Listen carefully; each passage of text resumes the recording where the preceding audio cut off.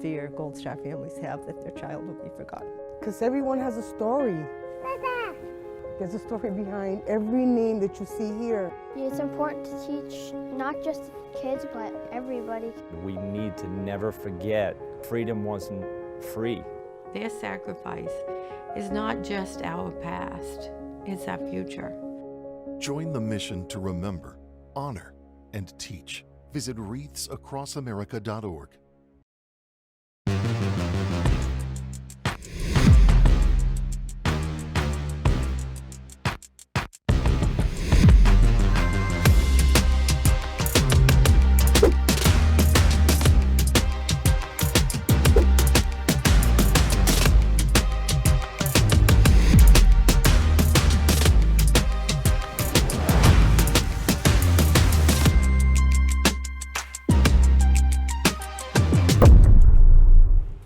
All right, this is Drive Safe Dave here on BCB Live, the safest station in the nation. And we have here Gary Alexander, CEO at IMRPOVLearning. How you doing, Gary? Hey, morning, everyone. Morning. What do you got? First of all, Los Angeles, movie stars and Beverly Hills. What do you got going on out there? What kind of word can you go for us Texas boys out here?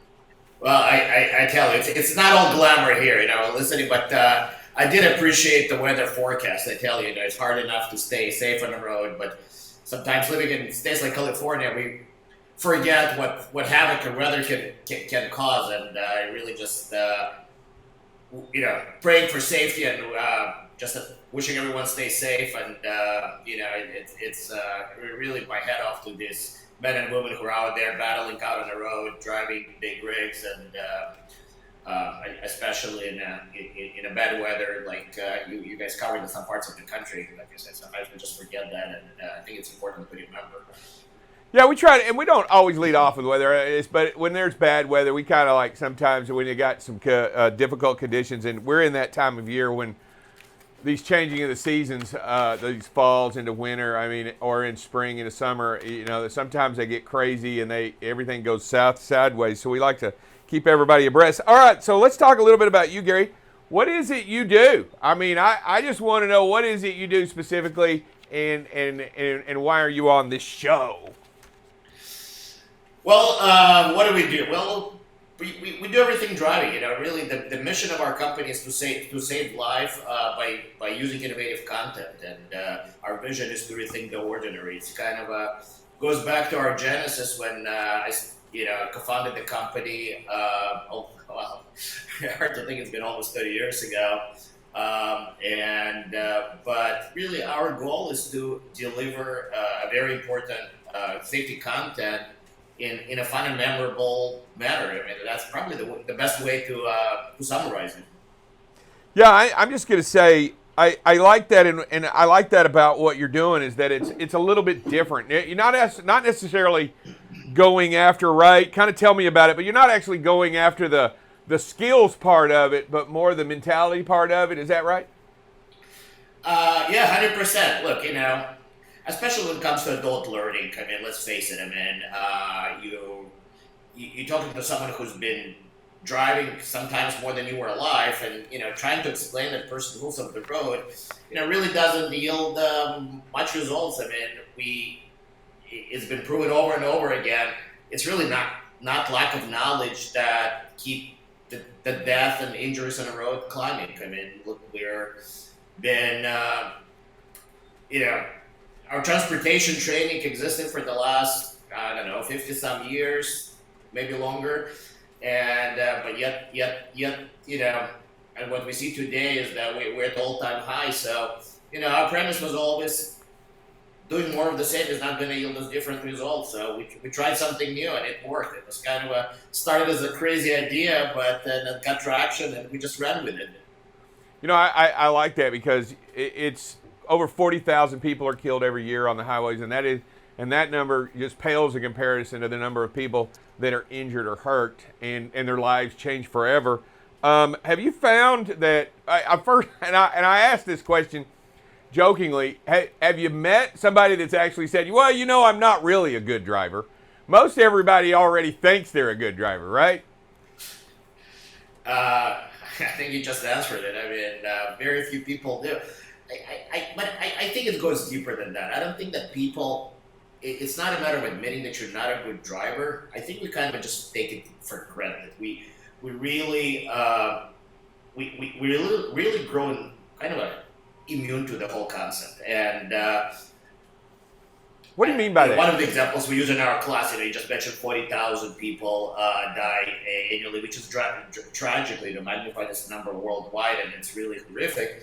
Well, let's focus on U.S. 40,000 people. Well, we have an airplane crash. You're going to hear about this airplane crash for years to come. I mean, you're going to have forensic investigations, news reports. I mean, the news cycle lasts for months and months and months and months. We are dropping equivalent of 2 fully loaded Boeings out of the air every month, and very seldom even see a mention in the newspaper anymore. So we just, as a society, I think we just grown immune to it. We take it for granted. So I don't think it's a recognition of you being a bad driver. We just stop realizing the magnitude of what we do every day.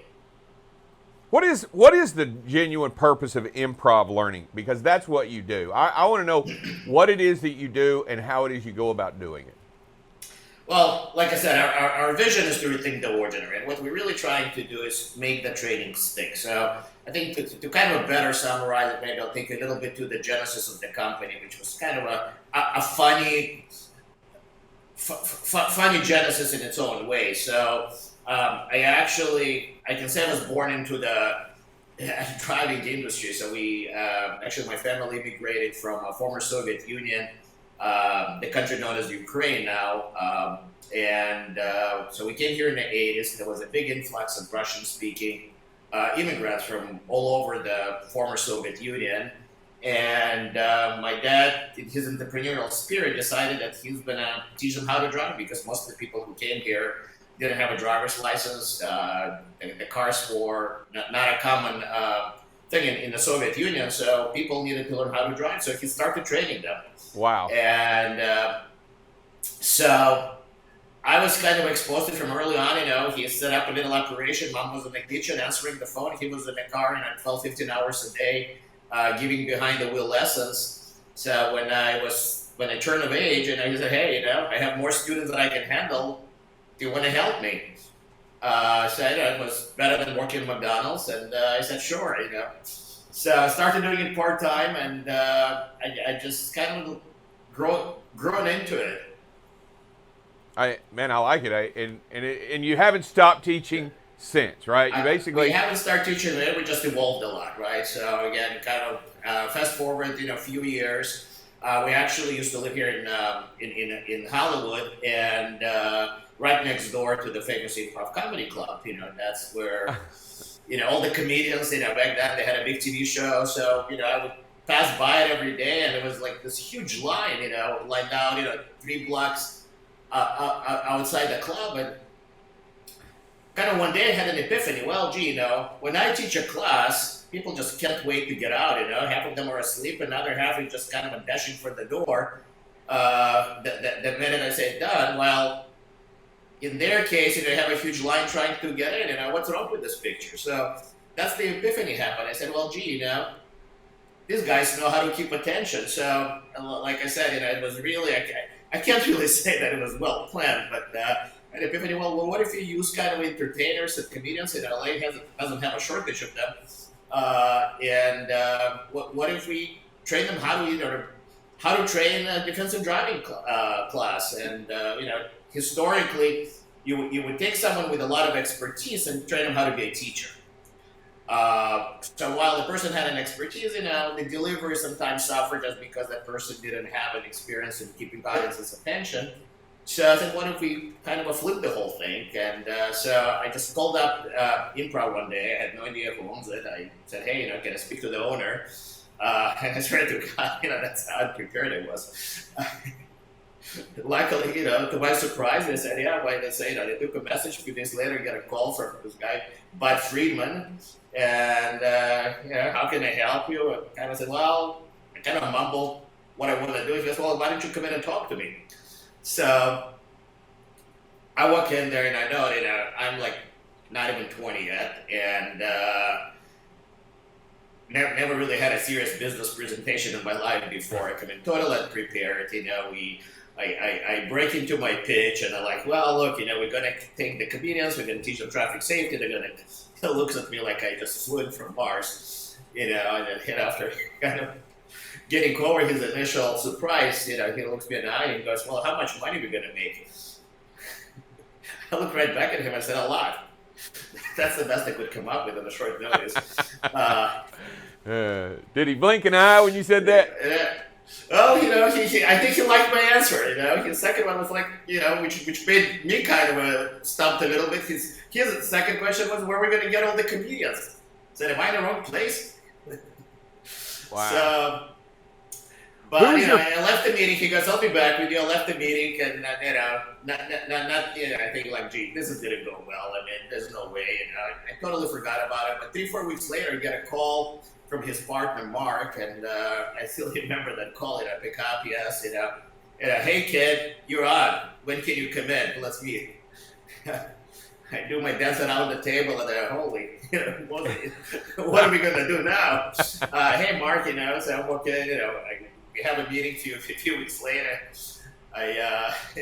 Sometimes ignorance is bliss.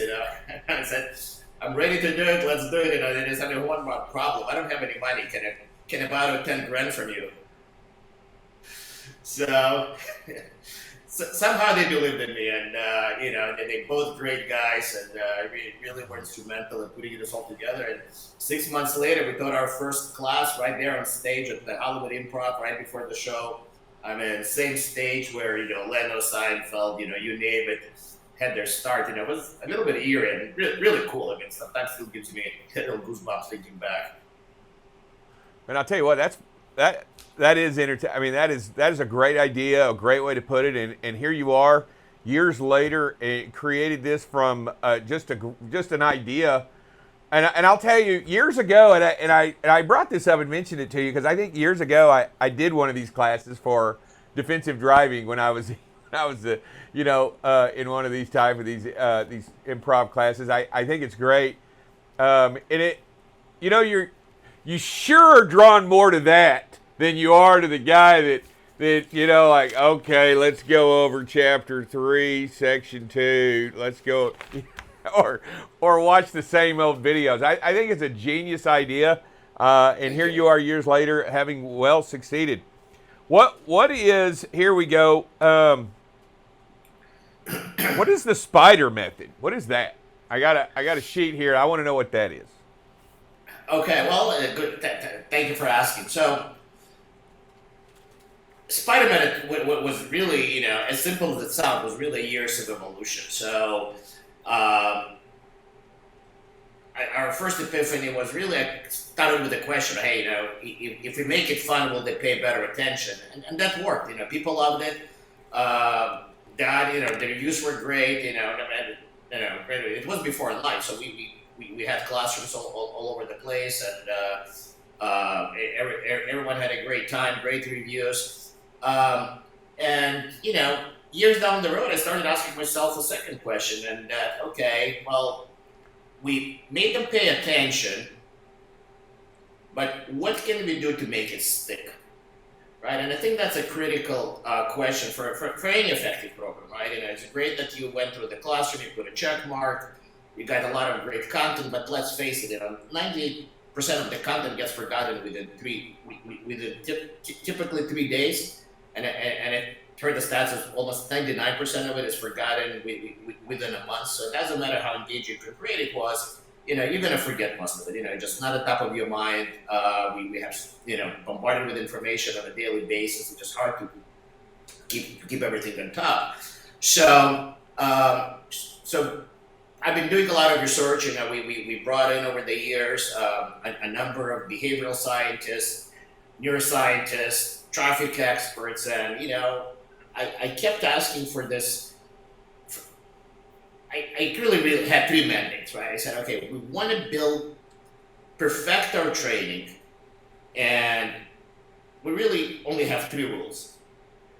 It has to be simple and memorable. We don't need to focus on driving rules rather than driving behavior prevention of collisions. And if you forget 99% of what you learned today, what are the 1 or 2 nuggets you can take with you for life? Wow. So, and I'm not going to lie, it took us a while, and then boom, one day we just had it. Spider. Scan, predict, identify, decide, execute, reflect. Well, that's a mouthful, right? There's no way we're going to remember that on a road, but who can forget Spider? Yeah, I like the acronym. That's cool. I thought you were going to go off into some Spider-Man method. I thought you were going to give me some kind of, you were going to put on a hat or a mask or the spider web deal. But no, I like the acronym. I think it'll stick. And as you go through the class, you learn about Spider, right? The acronym. And I like the idea that you found something important to stick, because I really didn't think 1% stuck. I thought it would be more, but that's crazy that it's that much. How can so you don't just do that in person anymore, right? You do that online as well? But majority of our training is online right now. Yeah. So how engaged can you be in online training as opposed to in-person training? Very, especially with today's tools. As a matter of fact, a lot more so. Look, there are myriad of studies today that validate that online training, especially for adults, can be a lot more effective than in a classroom for a number of reasons, right? And I think primarily it's consistency and engagement, right? As you mentioned, when you have a biggest variable in the classroom, which is your instructor. I'm not going to minimize it. There are some amazing instructors. Back in the day, we had some really, really amazing instructors. But let's face it, these guys are few and in between. So how do you fill in the gaps? And what happens when your best instructor has a bit off day, or has a bad day, an argument with their spouse in the morning? So one thing that online allows you to do is deliver your training with consistency. It's the same 24/7, 365 days a year. And with today's tools, we just can really engage the learner, immerse them into their experience, and make it part of it versus just being a passive listener. And as you engage and as you train, how can we be better?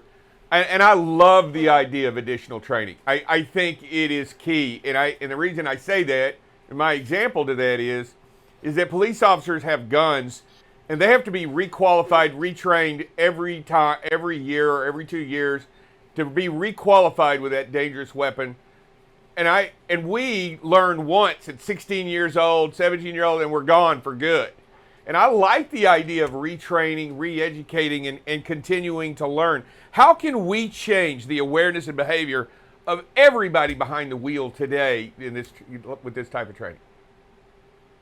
Oh, it's a great question, and I wish I had a silver bullet answer, and that maybe something we can figure out together. But just as you mentioned, very few people admit that they're actually bad drivers, and even fewer people want to be proactive in becoming a better driver, right? So honestly, I can't say I ever seen anyone, rushing to take a class, because they want to become a better driver. So typically the way we get our students is, I call it a carrot or a stick approach, right? So, we have employers who send their employees for mandatory training. You have insurance companies who provide you incentives in the form of a discount, like Geico is one of our big partners that incentivizes their drivers to take the course every few years. And then you have your judicial system, right? You get a ticket. A lot of states allow you to take a class in order to keep your points. So there are different methods of getting a person in a class. Again, it's hard to do it voluntarily. So I think finding more incentives and reasons why someone takes the class, keeping classes engaging and interesting and short. Again, part of the problem, I think a lot of these classes are regulated throughout the country, and you still have this old mentality. Well, we've got to stick someone for 8 hours in front of a computer in a classroom, and they're going to become a better driver. Well, we already know that doesn't work. So, really rethinking the whole approach, make it more modern, make it effective, and really drip it throughout the life of a student. One thing I want to add, we also start way too late. When you're 16, you're kind of a know-it-all, right? I think the concept of safety have to start in the kindergarten and Agreed. just kind of build that concrete foundation way before they get their first driver's license. Getting somebody trained 6 months before they're ready to hit the road, it's kind of a late in the game. Yeah, I've always, I agree with you 100%, especially when it comes to, the at-home training. It was always mom that said, don't run with the scissors. It was never, and dad was always like, charge full ahead, make sure you put your head down when you hit it. You got conflicting, got conflicting stuff at the house on what to be and how to be safe. But I do like the idea of starting early. Look, and as we talk, Gary, I kind of like the idea that it doesn't really matter if you're a beginning driver or if you have been experienced driver or if you're a professional driver. Some of the tools that you train and you teach can be utilized across the field, right? Even to the professional realm, right? 100%. Our saying is, it doesn't matter if you're driving on 2 or 18 wheels. The spider mythology, that doesn't change. And really, what spider stands for, you mentioned a cape of a superhero. It's kind of a tongue-in-cheek. I can't name the superhero for obvious reasons, but I gotta rewind a little bit. The first validation I got that our spider method works was my son, who was 11 then, and so we're in the car, and I don't know, he I guess over time, he hangs out in my office a lot, and he overheard me talking about spider. He goes, Dad, what is that spider thing you're talking about? So I started explaining to him, well, son, when you're ready to drive, what you really want to do is kind of use this technique. Oh, he goes, oh, like so-and-so superhero who can, you can sense the danger. Yes. He's the one who nailed it. I go, wow, that's exactly one side. That's exactly what you're doing with spider. You're anticipating the danger. And, it's funny, a few weeks later, kind of had that conversation and forgot about it. And I'm pulling out of the driveway. I guess I didn't really look careful. And, someone comes to support me. He looks at me, Dad, they're not spidering. I'll tell you what. That's when I knew that we're onto something. Hey, Gary, if anybody wants to get a hold of you, no matter what they do and where they're at, for their company or for their drivers or for their fleets out there on the road, how do they reach out to you, Gary? How do they get a hold of you or your organization in order to get some of that specific training to help them? Absolutely. Well, our website is IMRPOVLearning.com. We also have a website specifically designed for teens and parents of teens to help them through the early part of the journey, and that's driverz.com. Also, our phone number is 800-660-8908, 800-660-8908. Reach out to me directly. We have a big team of great, passionate people here at the Improv Learning who really want to help and make the difference. And before you go, I got one other question for you, and I'm just throwing this. How have you felt that improv learning has made an impact out there for safety and the people that have touched you? And I really, because I want us to believe in what we're doing here in safety works. How has that come to fruition for you in knowing that what you're doing is helping? Well, I guess not to bore you with details, we had a number of studies done on us by various state agencies showing that people who went through our course actually had were involved in fewer collisions and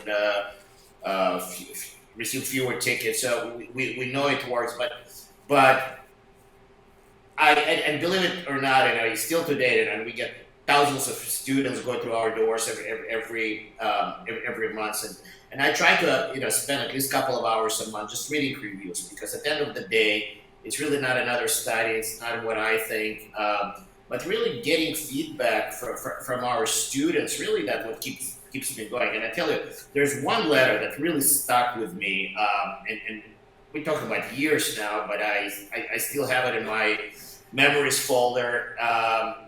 The guy wrote us a letter. He goes, hey, I just took your class a few days ago. I'm I'm up on my motorcycle, driving a favorite 101, and sure thing, there's a big vehicle in front of me, just slams the brakes, and thank God I was paying attention, keeping my distance, anticipating this happening. And with this, I went around him and kept going. You guys saved my life, and that's what really matters. And this anecdotal stories, and we have thousands of them. I think that what really makes me wake up every morning and be excited. Almost 30 years later. Man, I am excited that you're in the business. I'm excited that you're funneling safety in the right direction, and you're bringing it to the masses. Man, Gary, kudos to you and your organization in also helping to teach and provide ideas and improvement out there on the road. Gary, before you go, I want to ask you to do one thing before you get out of here. I want you to say your name, who you're with, and that you're watching BCB Live, the safest station in the nation. Can you do that for me? I can try. I'm Gary Alexander. I'm with IMRPOVLearning, and you're watching BCB Live, the safest station in the nation. All right. Thanks, Gary, man. I appreciate you. Thanks a lot. We'll talk to you soon, Thanks a lot. and good luck to you out there in LA. All right. Bye now. Thank you for your time. Bye-bye.